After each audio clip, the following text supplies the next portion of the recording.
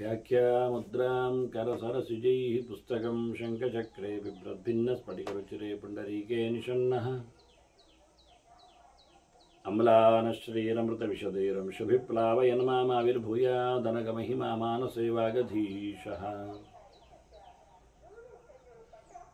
नमस्ते प्राणेश प्रणतविभवायावनिमगाः नमः स्वामिन् रामप्रियतमनमन् गुरुगुण नमस्तुभ्यं भीमप्रबलतमकृष्णेष्ट भगवन् नमः श्रीमन्मध्वप्रदिश सुदर्शन्नो जय जय श्रीगुरुभ्यो नमः।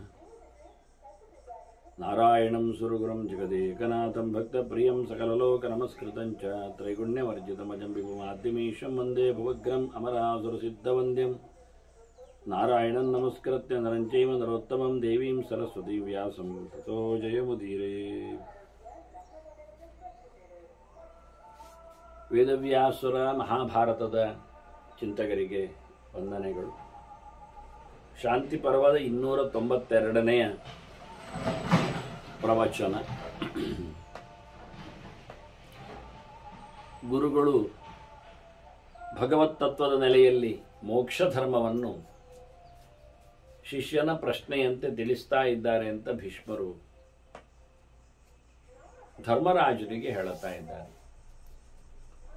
ಈ ಬಹುದೊಡ್ಡ ಮಹಾಭಾರತದ ಉಪಾಖ್ಯಾನವನ್ನು ಸತ್ಪಸತ್ರದಲ್ಲಿ ಜನಮೇಜಯ ರಾಜ ಪರೀಕ್ಷಿತ ರಾಜನ ಮಗ ವೇದವ್ಯಾಸರ ಶಿಷ್ಯನಾದ ವೈಶಂಪಾಯನರಲ್ಲಿ ಕೇಳುತ್ತಾ ಇದ್ದಾನೆ. ಅಲ್ಲಿ ನಡೆದ ಆ ದೊಡ್ಡ ಮಟ್ಟಿನ ಪ್ರವಚನ ರಾಶಿಗಳನ್ನೆಲ್ಲ ಮತ್ತೆ ಉಗ್ರಶ್ರವಸ್ಸು ಸೂತರು ನೈಮಿಷಾರಣ್ಯದಲ್ಲಿ ಶೌನಕರಿಗೆ ಬಿತ್ತರಿಸಿದ್ದಾರೆ. ಹೀಗಾಗಿ ನಮಗೆ ಸಿಕ್ಕಿರತಕ್ಕಂತಹ ಮಹಾಭಾರತ ವರ್ಷನ್ ಅದು ನೈಮಿಷಾರಣ್ಯದಲ್ಲಿ ನಡೆದ ಘಟನೆಗಳು, ಚಿಂತನೆಗಳು, ಪಾಂಡವರ ಮತ್ತು ಜನಮೇಜಯಾದಿಗಳ ಅವಸಾನದ ನಂತರದಲ್ಲಿ ಆಗಿರತಕ್ಕ, ಕಲಿಯುಗದ ಆರಂಭದಲ್ಲಿ ಆಗಿರತಕ್ಕಂತಹ ಪ್ರವಚನಗಳು. ಹೀಗೆ ಗುರುಗಳು ಹೇಳುವಾಗ ಚಿಂತನೆಗಳು ಹೇಗಿರಬೇಕು ಅನ್ನುವಲ್ಲಿ ಮುಖ್ಯವಾಗಿ ಹೇತು ಅಂದರೆ ತರ್ಕ, ಮನನ ಸರಿಗಟ್ಟಾಗಿರತಕ್ಕಂಥ ದೇವರು ದೊಡ್ಡವನು ಅನ್ನುವಾಗ ಯಾಕೆ ಅಂದಾಗ ಒಂದೇ ಸಿಂಗಲ್ ಹೇತುವಿನಿಂದ ಜಗತ್ತಿನ ಸೃಷ್ಟಿ ಮಾಡಿದವ ಅಂತ, ಜನ್ಮಾದ್ಯಸ್ಯೇತಃ ಅಂತ ಹೇಳಿಕೊಂಡು ಹೀಗೆ ಯಾವುದೇ ಒಂದು ಸಬ್ಜೆಕ್ಟ್ ಅದರ ಮತ್ತೆ ಮತ್ತೆ ಚರ್ಚೆಗಳು, ಚಿಂತನೆಗಳು, ಅಂದರೆ ನಾವು ಹೇಳಿಕೊಂಡಿರತಕ್ಕಂತಹ ಆ ಮುಖ್ಯವಾದ ಕಾರಣ ಅದನ್ನು ದೃಢಪಡಿಸಬೇಕು.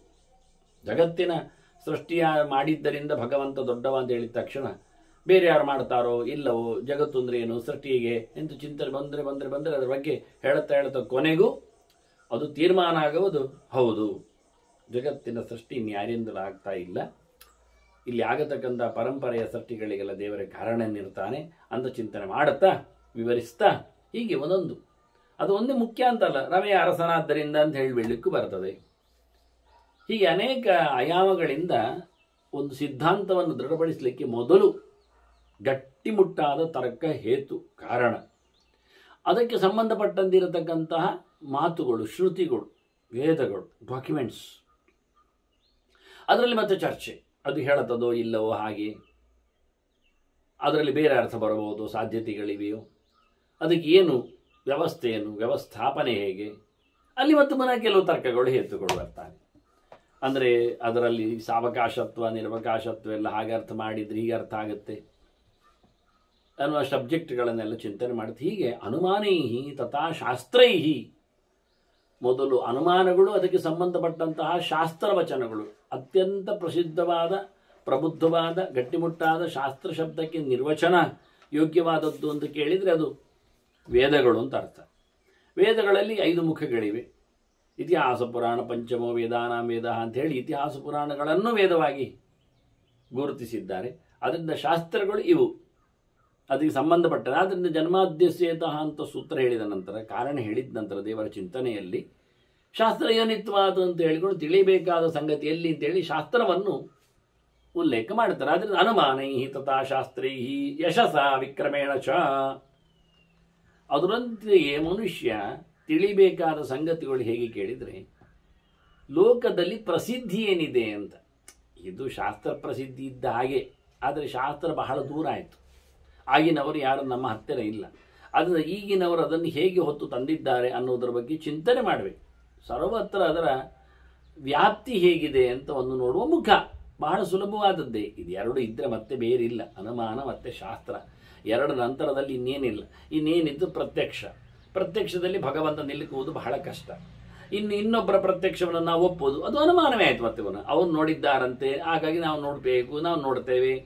ಅದು ಅವರು ನೋಡಿದ್ದಾರೆ ಅಂತ ಹೇಳಿದ್ದಾರೆ, ನಮಗೆ ಅವರ ಮಾತನ್ನು ಒಪ್ಪೆ. ಒಂದೋ ಶಾಸ್ತ್ರ, ಒಂದೋ ಅವರ ತರ್ಕ. ಇದು ಎರಡು ಬಿಟ್ಟರೆ ಮತ್ತೆ ಬೇರೆ ಪ್ರತ್ಯಕ್ಷಕ್ಕೂ ದೂರದ ಪ್ರತ್ಯಕ್ಷಕ್ಕೆ ಉಪೋದ್ಬಲಕವಾಗಿಲ್ಲ.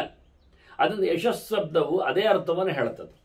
ನೋಡಿಕೊಂಡು ಬಂದಿದ್ದಾರೆ ಎನ್ನತಕ್ಕಂತಹ ಇತಿಹಾಸ ಇದೆ ಅನ್ನುವ ನೆಲೆಯಲ್ಲಿ ಅದರ ಪ್ರಸಿದ್ಧಿ, ಯಶೋಗಾಥೆ, ಚಿಂತನೆ ಇವೆಲ್ಲ ಇವತ್ತಿನವರಿಂದ, ಇದು ಇವತ್ತಿನ ಡಾಕ್ಯುಮೆಂಟ್ಸ್ಗಳು, ಇದು ಒಂದು ರೀತಿಯಿಂದ ಅನುಭವದ ನುಡಿಗಳು ಇರುವ ಹಾಗೆ. ಶಾಸ್ತ್ರಗಳು ಹೇಳಿ ಹೋಗಿಯಾಗಿವೆ ಅಂತೇಳಿ ನಾವು ಶಾಸ್ತ್ರಕಾರರನ್ನು ಯಾರನ್ನು ನೋಡ್ಲಿಕ್ಕೆ ಹೋಗುವುದಿಲ್ಲ. ಇವತ್ತಿಗೆ ಆ ಶಾಸ್ತ್ರದಿಂದ, ಆ ಅನುಮಾನದಿಂದ, ಆ ದಾರಿಯಲ್ಲಿ ಸಾಗಿದವರು ಅದನ್ನು ಕಂಡುಕೊಂಡಿದ್ದಾರೆ, ತಿಳಿದುಬಟ್ಟಿದ್ದಾರೆ ಅನ್ನುವುದನ್ನು ಹೇಳಿಕೊಳ್ಳುವಂಥದ್ದು ಅದು ಒಂದು ಮುಖ. ಅದಕ್ಕೆ ಬೇಕಾಗಿರತಕ್ಕಂತಹ ಹೆಜ್ಜೆಗುರುತುಗಳು, ಮಾರ್ಗ ಪ್ರವೇಶ ವ್ಯವಸ್ಥೆಗಳು ಆಗ್ತದಾ ಅಂತ ಹೇಳಿ ಅದು ಒಂದು ರೀತಿ. ನಾವು ಸಾಧನೆ ಮಾಡಿದಾಗ ಅದರಿಂದ ನಮಗೆ ಆಗ್ತದೆ. ಇವನ್ನೆಲ್ಲ ಅನೇಕ ಸಾಧ್ಯತೆಯ ಗುಣಗಳಿಂದ ನಡೀಲಿಕ್ಕೆ ಆಗ್ತದೆ. ಮನುಷ್ಯನ ಕೆಲವು ಭಾವಗಳು, ಭಾವನೆಗಳು, ಚಿಂತನೆಗಳು, ಗುಣಲಕ್ಷಣಗಳು ಅದು ಸತ್ಯ. ಅದರ ಜೊತೆಯಲ್ಲಿ ಶೌಚ ಅಂದರೆ ಮಡಿವಂತಿಗೆ, ಅದು ಪ್ರಧಾನವಾದದ್ದು. ಆರ್ಜವ, ಪ್ರಾಮಾಣಿಕತೆ, ಅದರ ಒಟ್ಟಿಗೆ ಮತ್ತೆ ತ್ಯಾಗ, ಒಂದು ದೃಷ್ಟಿಯಿಂದ ವೈರಾಗ್ಯದ ಮುಖ, ಅದರಲ್ಲಿ ಒಂದು ರೀತಿಯ ದಾನಶೀಲತೆ.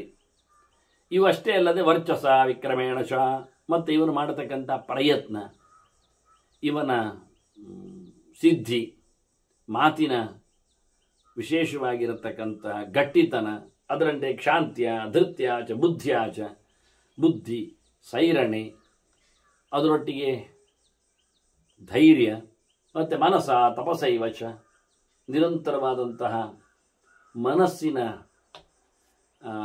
ಬುದ್ಧಿ ಮತ್ತು ಮನಸ್ಸು ಎರಡು. ಮನಸ್ಸು ಹೊರಗಡೆಯಿಂದ, ಬುದ್ಧಿ ಒಳಗಡೆಯಿಂದ ಎನ್ನುವ ನೆಲೆಯಲ್ಲಿ ಅಂತಃಕರಣದ ಎರಡು ಮುಖಗಳು. ಅದರೊಟ್ಟಿಗೆ ಒಂದು ಸಾಧನೆಗಳು, ದೈಹಿಕವಾಗಿಯೂ ಮಾನಸಿಕವಾಗಿಯೂ ವಾಚಿಕವಾಗಿಯೂ, ಮುಖ್ಯವಾಗಿ ದೈಹಿಕ ಸಾಧನೆಗಳ ಬಗ್ಗೆ. ಇವೆಲ್ಲ ನೆಲೆಯಿಂದ ಭವಾನ್ನು ಸರ್ವಾನ್ನು ಯಥಾವೃತ್ತಾನ್ನು ಸಂವಸೇತ ಯಥಾಕ್ರಮ. ಹೀಗಾಗಿ ಇವೆಲ್ಲಗಳಿಂದಾಗಿ ನಮ್ಮಲ್ಲಿ ಆಗತಕ್ಕಂತಹ ಸಂಬಂಧಗಳನ್ನು, ಭಾವನೆಗಳನ್ನು, ಚಿಂತನೆಗಳನ್ನು ಇವನ್ನೆಲ್ಲ ಸರಿಗೊಳಿಸಬೇಕು ನಮ್ಮ ಬದುಕಿನಲ್ಲಿ. ಮನಸ್ಸಿಗೂ ಬದುಕಿಗೂ ಸಂಪರ್ಕಗಳಾಗಬೇಕು, ಗುಣಗಳು ಮೈಗೂಡಿಕೊಂಡಿರಬೇಕು, ಅದನ್ನು ವೃತ್ತದಲ್ಲಿ ನೆಲೆಗೊಳಿಸುವಂತಿರಬೇಕು.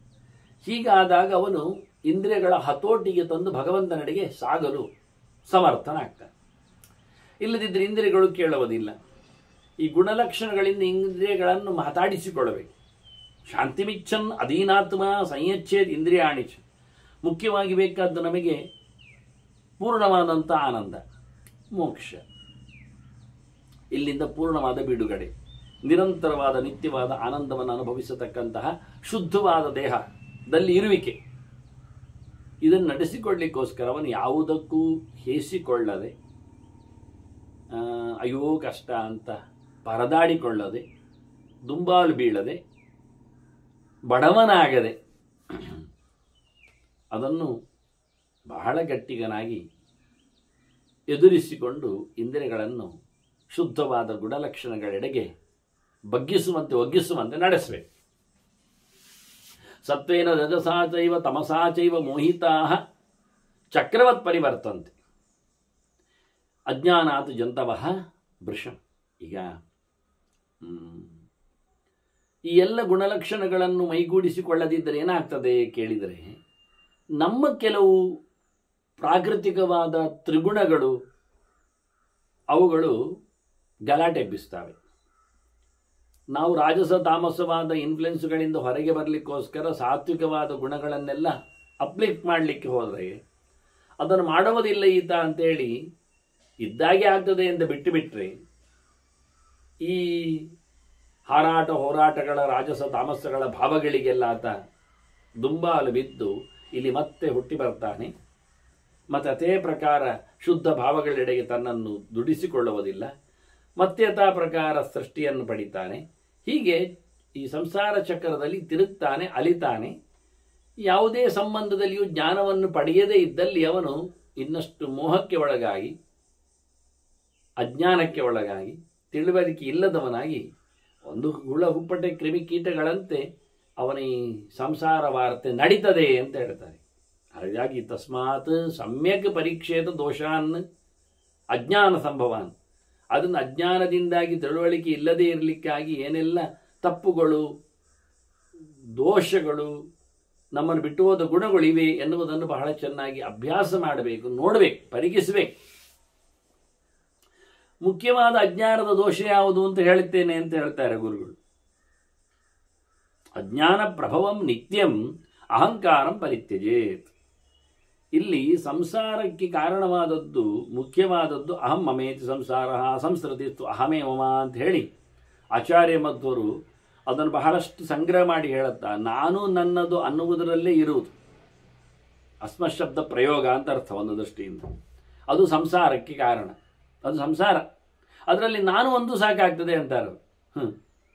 ನಾನು ಎನ್ನುವುದೇ ದೊಡ್ಡ ಸಂಸಾರ, ಅಂದರೆ ಅಹಂಕಾರ. ಎಲ್ಲಿಯೂ ಕರ್ತೃತ್ವದ ಅಭಿಮಾನ, ಹಾಗೆಯೇ ದೇಹದ ಮೇಲಿನ ಅಭಿಮಾನ, ಅದರಂತೆ ಭೋಗದ ಮೇಲಿನ ಅಭಿಮಾನಗಳು. ನಾನು ತಿಂದೆ, ನಾನು ತಿರುಗ್ತೇನೆ, ನಾನು ಇದ್ದೇನೆ, ನಾನು ಮಾಡುತ್ತೇನೆ. ಹೀಗಾಗಿ ಎಲ್ಲ ಕಡೆಯಲ್ಲಿಯೂ ಅಹಂಕಾರದ ಏನೊಂದು ಗಟ್ಟಿತನ ಇದೆ, ಇದುವೇ ಮುಖ್ಯವಾದಂಥ ಅಜ್ಞಾನ. ಇಲ್ಲಿ ನಾನು ಇಲ್ಲ, ಸೊನ್ನೆ, ದೇವರು ಎಲ್ಲ ಹೌದು ಅನ್ನುವ ಎಚ್ಚರವನಿಗೆ ಆಗಲಿಲ್ಲ. ಜ್ಞಾನದ ಅಭಾವ ಇದೆ, ಶುದ್ಧ ತಿಳುವಳಿಕೆ ಇಲ್ಲ. ಕಾಣದಲ್ಲ ನಾನೇ ಮಾಡುವಂಥದ್ದು, ಹೌದು, ಕಾಣುವುದಿಲ್ಲಲ್ಲ ನಾನೇ ಮಾಡುವಂಥದ್ದು. ಕಾಣುತ್ತದೆ, ಕಾಣುವುದಿಲ್ಲ, ಇಬ್ಬರು ಗಲಾಟೆ ಎಬ್ಬಿಸುವುದರಲ್ಲಿ ಆಯಿತು. ಹಾಗಾಗಿ ಕಾಣುತ್ತದೆ ಹೇಳುವಂಥದ್ದು ನಾವು ಹೊರಗಿನ ಭೌತವಾದ ಕ್ರಿಯೆಗಳನ್ನು ನೋಡಿಕೊಂಡು, ಆದರೆ ಒಳಗಿನಲ್ಲಿ ಎಷ್ಟು ಕೆಲಸಗಳಾಗ್ತಾ ಇವೆ, ಹೊರಗಿನಿಂದ ಇತರರಲ್ಲಿ ಎಷ್ಟು ಕೆಲಸಗಳಾಗ್ತಾ ಇವೆ. ಅದನ್ನು ದೈವಂಚೈವಾತ್ರ ಪಂಚಮಂ ಅಂತ ಒಂದು ಕೆಲಸ ಆಗಲಿಕ್ಕೆ 5 ಬೇಕು ಅಂತ ಕೃಷ್ಣ ಹೇಳ್ತಾ, ಅಧಿಷ್ಠಾನಂ ತಥಾಕರ್ತ ಕರಣಂಚ ಪೃಥಗ್ವಿಧ ವಿವಿಧಾಶ್ಚ ಪೃಥಕ್ ಚೇಷ್ಟಾ ದೈವಂಚೈವಾತ್ರ ಪಂಚಮ. ಭಗವಂತ ಒಂದು ಬೇಕೆ. ಬಹಳ ಒಳ್ಳೆಯ ರೀತಿಯಾದ ಅದ್ದೂರಿಯಾದಂತಹ ಇನ್ಸ್ಟಿಟ್ಯೂಷನ್ ಕಟ್ಟಿದರು, ಅದರ ಓಪನಿಂಗ್ ಸೆರೆಮನಿ ಮಾಡಿಕೊಂಡ್ರು, ಅದಕ್ಕೊಳ್ಳೆ ದಕ್ಷಿಣದ ಆಡಳಿತಗಾರನನ್ನು ಆಯ್ಕೆ ಮಾಡಿದ್ದಾರೆ. ಅವರು ಚಾರ್ಜ್ ತಗೊಳ್ಳಿಕ್ಕೆ ನಾಳೆ ಬರ್ತೇನೆ ಅಂತ ಹೇಳಿಬಿಟ್ಟಿದ್ದಾರೆ. ಇವತ್ತು ಅವರಿಗಾಗಿ ಒಳ್ಳೆಯ ಸನ್ಮಾನ ಪತ್ರ, ಅದಕ್ಕೆ ಬೇಕಾಗಿರತಕ್ಕಂತಹ ಗರಿ, ಕಿರೀಟ ಇತ್ಯಾದಿಗಳನ್ನೆಲ್ಲ ಮಾಡಿಟ್ಟು, ಅವರು ಅದಕ್ಕೆ ಅನುಕೂಲವಾಗಿ ಬರಲಿಕ್ಕೆ ಬೇಕಾಗಿರತಕ್ಕಂತಹ ದೂರದೂರಿನಿಂದ ಬರಲು ಬೇಕಾಗಿರತಕ್ಕಂಥ ವಾಹನದ ವ್ಯವಸ್ಥೆ ಅದನ್ನೆಲ್ಲ ಮಾಡಿ ಆಗಿದೆ. ಇನ್ನೊಂದೇ ಒಂದು ಬಾಕಿ ಏನಂದರೆ ಅವರು ಬರುವುದು, ಈ ಸಂಸ್ಥೆ ನಡೆಯುವುದು. ಆದರೆ ಅವರು ಬರಲಿಲ್ಲ. ಯಾಕೆ? ಅವರು ನಾಳೆ ಬರುವವರು ನಿನ್ನೆ ಹೋಗಿಬಿಟ್ಟಿದ್ದಾರೆ, ಯಲೋಕದ ಯಾತ್ರೆಯನ್ನು ಮುಗಿಸಿಬಿಟ್ಟಿದ್ದಾರೆ. ಮಾತಾಡಿದ್ರಲ್ಲ, ನಿನ್ನೆ ಬರ್ತೇನೆ ಹೇಳಿದ್ದಾರೆ. ಹೌದು, ಬರ್ತೇನೆ ಹೇಳಿದ್ದಾರೆ, ಟಿಕೆಟ್ ಮಾಡಿದ್ದಾರೆ, ವ್ಯವಸ್ಥೆ ಆಗಿದೆ, ಏನು ಮಾಡಿ. ಹಾಗಾಗಿ ಯಾವುದಕ್ಕೂ ದೇವರು ಪರಿಪೂರ್ಣವಾದಂತಹ ಸಾಮರ್ಥ್ಯವನ್ನು ಕೃತಿಯಲ್ಲಿ ಪಡೆದಿದ್ದಾನೆ. ಆದ್ದರಿಂದ ನಾನು ಅಲ್ಲ, ನಾ ಹಂಕರ್ತ ರಿಕ್ಕರ್ತ.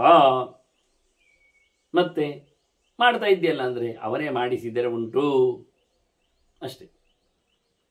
ಮಹಾಮರ್ಕಮ್ಮ ಘವನ್ ಚಿತ್ರಮರ್ಚ ಅಂತ ನಿನ್ನ ಏನೆಲ್ಲ ಸೇವೆ ನನ್ನಿಂದ ಈ ಜನ್ಮದಲ್ಲಿ ಆಗಬೇಕು ಅಂದುಂಟು, ಅದನ್ನು ದೇವರ ಪ್ರತಿನಿತ್ಯ ಪ್ರತಿಕ್ಷಣ ಪ್ರತಿಯೊಂದು ಕಡೆಯಲ್ಲಿ ನಡೆಸಿಕೊಡು. ಕೇಳುವುದಷ್ಟೇ ನಮ್ಮ ಪ್ರಾರ್ಥನೆ. ನನಗೆ ಮಾಡಲಿಕ್ಕೆ ಆಗಬೇಕು, ನೀನು ಅದಕ್ಕೆ ಬೇಕಾದಂತಹ ಸವಲತ್ತುಗಳು, ದೌಲತ್ತುಗಳು, ಅದು ಕೇಳುವುದಲ್ಲ. ನಿನಗೇನಾಗಬೇಕು ಅಂತ ಇದೆ ಈ ಲೋಕದಲ್ಲಿ ನಾನು ಬಂದದ್ದರಿಂದ ಅದನ್ನು ನೀನು ನಡೆಸಿಕೊಡಬೇಕೆನ್ನುವುದರಷ್ಟರಲ್ಲದ ಪ್ರಾರ್ಥನೆ ನಮ್ಮದು ಅಂತ ಏನಿಲ್ಲ ಅಂತ. ಇದರ ಬಗ್ಗೆ ಬಹಳಷ್ಟು ದೊಡ್ಡ ಕೆಲವು ಮಾತುಗಳನ್ನು ಗುರುಗೆ ಹೇಳ್ತಾರೆ. ಎಲ್ಲ ದುಷ್ಟ ಭಾವನೆಗಳಲ್ಲಿ ಮತ್ತೆ ಪರಿವರ್ತನೆಗೆ, ಚಕ್ರದಲ್ಲಿ ಮತ್ತೆ ತಿರುಗಲಿಕ್ಕೆ ಕಾರಣವಾಗಿರತಕ್ಕಂಥ ದೊಡ್ಡದಾದ ಸ್ವತ್ತು ಅದು ಅಹಂಕಾರ ಎನ್ನುವುದು ಏನುಂಟು, ಅದು ಹೇಗಿರ್ತದೆ, ಏನಾಗಿರ್ತದೆ? ಮಹಾಭೂತಾನಿ ಇಂದ್ರಿಯಾಣಿ ಗುಣಾಹ ಸತ್ವ ರಜಸ್ತಮಃ ದೇಹಮೂಲಂ ವಿಜಾನೀಹಿ ನೈತಾನಿ ಭಗವಾನ್. ಅತಃ ದೇವರಲ್ಲಿ ಪಂಚಭೂತಗಳ ಸಂಪರ್ಕ ಇಲ್ಲ. ಪಂಚಭೂತಗಳಿಂದ ನಾವೇನು ಸೊಗಸಾಗಿ ಅದರದ್ದು ಉಪಯೋಗಕ್ಕೆ ಪಡಿತೇವೆ, ಆಗ ನಾವು ನನ್ನತನವನ್ನು ಹೆಚ್ಚು ಮಾಡಿಕೊಳ್ತೇವೆ. ಜೀವನು ದೊಡ್ಡವನು ಎನ್ನುವ ಒಂದು ಮಾತುಂಟು. ಯಾವುದರ ವಿಷಯದಲ್ಲಿ ಕೇಳಿದರೆ, ಜಡದ ವಿಷಯದಲ್ಲಿ.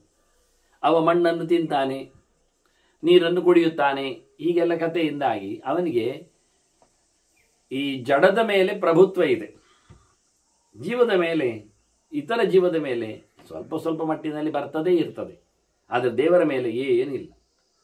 ಹಾಗಾಗಿ ಜಡಗಳೆಲ್ಲ ಅವನನ್ನು ಸ್ವಲ್ಪ ಮಾತಾಡಿಸ್ತವೆ. ಅಂದರೆ ಜಡಗಳನ್ನು ನಾವು ಮಾತಾಡಿಸ್ತಾನೆ ಹೇಳಿಕೊಂಡು ದೊಡ್ಡ ಜನ ಆಗ್ತಾನೆ ಅಂತ ತಿಳ್ಕೊಂಡ್ರೆ, ಈ ಜಡವೇ ಅವನನ್ನು ಮತ್ತೆ ನುಂಗಿ ಆಗ್ತದೆ. ಸಮ ನೀರು ಕುಡಿದವ ಇನ್ನು ನೀರು ಕುಡಿದ್ರೆ ಅವನನ್ನೇ ನೀರು ಕುಡಿದು ಬಿಡ್ತದೆ. ಅನ್ನ ತಿಂದವ ತಿಂದು ತೇಗಿಯೂ ಇನ್ನು ತಿಂದರೆ ಮತ್ತೆ ಸಾಯ್ತಾನೆ. ಹೀಗಾಗಿ ಪಂಚಭೂತಗಳು ಅತಿರೇಕವಾಗಿ ಅವನಿಗೆ ಉಪಯೋಗಕ್ಕೆ ಬರುವುದಿಲ್ಲ, ಮಾಡಿದರೆ ಅವನು ಹೋಗ್ತಾನೆ. ಇದು ದೇವರ ವಿಷಯದಲ್ಲಿ ಪಂಚಭೂತಗಳ ಸಂಪರ್ಕ ಇಲ್ಲ. ಈ ಇಂದ್ರಿಯಗಳ ಜೊತೆಯಲ್ಲಿ ದೇಹಕ್ಕೆ ಭೋಗವನ್ನು ಕೊಡುವ ಮೂಲಕ ಜೀವ ಮೆರಿತಾನೆ, ಆದರೆ ಇಂದ್ರಿಯಗಳೇ ಸೋಲ್ತಾವೆ, ಅವನೇನು ಮರೆಯುವುದಿಲ್ಲ, ದೇಹ ಸಾಯ್ತದೆ, ಅವನಿಗೇನು ಶಾಶ್ವತ ಇಲ್ಲ. ದೇವರಲ್ಲಿ ಇಂದ್ರಿಯಗಳೇ ಇಲ್ಲ, ಸ್ವಚ್ಛವ. ಅದನ್ನು ಮಹಾಭೂತಾನಿ ಇಂದ್ರಿಯಾಣಿ ಗುಣಾಹ, ಇನ್ನು ಶಬ್ದ ಸ್ಪರ್ಶ ರೂಪರಸ ಗಂಧಗಳು, ಅದು ನಮಗೆ ಇಂದ್ರಿಯಗಳು ಇರಲಿಕ್ಕೋಸ್ಕರ, ಅದು ಭೋಗಕ್ಕೋಸ್ಕರ ಬೇಕೇ ಬೇಕು. ಇಲ್ಲಾದರೆ ಇಲ್ಲ, ವ್ಯವಹಾರ ಆಗುವುದಿಲ್ಲ. ಕಿವಿ ಕೇಳುವುದಿಲ್ಲ ಆದರೆ, ಬಾಯಿ ಹೇಳುವುದಿಲ್ಲ ಆದರೆ, ಕಣ್ಣು ಕಾಣುವುದಿಲ್ಲ ಆದರೆ, ಒಂದೊಂದು ಇಂದ್ರಿಯಗಳು ಸ್ಟ್ರೈಕ್ ಮಾಡಿದ್ರೇನೆ ನಮಗಾಗುವುದಿಲ್ಲ. ಎಲ್ಲವೇ ಇಲ್ಲ ಆದರೆ ಇರುವುದೇನು ಅರ್ಥ ಅಂತ ಅನಿಸ್ತದೆ ಮತ್ತೆ. ಹಾಗಾಗಿ ಈ ವಿಷಯಗಳು ಅದು ಭಗವಂತನಲ್ಲಿಲ್ಲ. ವಿಷಯಗಳು ನಮಗೆ ಭೋಗಕ್ಕೋಸ್ಕರ, ಭಾಗ್ಯಕ್ಕೋಸ್ಕರ, ಮುಂದುವರಿಕೆಗೋಸ್ಕರ. ದೇವರಿಗೆ ಏನಿಲ್ಲ, ಮುಂದುವರಿಕೆ ಇಲ್ಲ. ಅದರೊಟ್ಟಿಗೆ ಸತ್ವ ರಜಸ್ಸು ತಮಸ್ಸುಗಳು, ತ್ರಿಗುಣಗಳು, ಇವೆಲ್ಲ ದೇಹಕ್ಕೆ ಮೂಲ. ನಮ್ಮ ದೇಹ ಬೆಳಿಲಿಕ್ಕೆ, ದೇಹವನ್ನು ಇಟ್ಕೊಳ್ಳಿಕ್ಕೆ, ದೇಹದ ಧರ್ಮ ನಡೆಸಲಿಕ್ಕೆ ಇವೆಲ್ಲ ಇದೆ. ಇದೆಲ್ಲ ಉಂಟು. ಇದು ಯಾವುದು ದೇವರಲ್ಲಿ ಇಲ್ಲ, ಇದು ಯಾವುದು ದೇವರಿಗೆ ಬೇಡ. ಇದು ದೇವರ ದೇಹದಲ್ಲಿ ಅಲ್ಲ, ಇದು ದೇವರ ದೇಹ ಅಲ್ಲ. ದೇವರದ್ದು ಭೌತವಾದ ದೇಹ ದೇವರಲ್ಲಿ ಇಲ್ಲ. ಆದ್ದರಿಂದ ಇದು ಯಾವುದೂ ಇಲ್ಲ ಅಂತ ಹೇಳ್ತೀವಿ. ಇದು ತಿಳ್ಕೊಳ್ಳಿಕ್ಕಿರುವಂಥದ್ದು. ನಾವೆಲ್ಲಿ ಅಹಂಕಾರ ಪಡ್ತೇವೆ ಕೇಳಿದರೆ ಇಲ್ಲಿಯೇ. ಇದು ಯಾವುದು ನಮ್ಮದಲ್ಲದ್ದು, ಇದರಿಂದ ನಮಗೆ ಘಾಸಿ ಆಗ್ತಾ ಇದೆ, ಹಾನಿ ಆಗ್ತಾ ಇದೆ, ಆದರೂ ನಾವು ಬೀಗ್ತಾ ಇದ್ದೇವೆ. ಅದರ ಬಗ್ಗೆ ನಮ್ಮ ವಿಜಯವನ್ನು ಸಾಧಿಸಲು, ಬಾವುಟವನ್ನು ಹಾರಿಸಲು ನಾವು ಹೋಗ್ತೇವೆ, ಹೊರಡ್ತೇವೆ. ಇಡೀ ಜಗತ್ತು ಇಲ್ಲೇ ಉಂಟಂತಾನೆ. ಉಪಾಯತಃ ಪ್ರವಕ್ಷ್ಯಾಮಿ ತಂಚ ಮೃತ್ಯುಂ ದುರಾಸದಂ.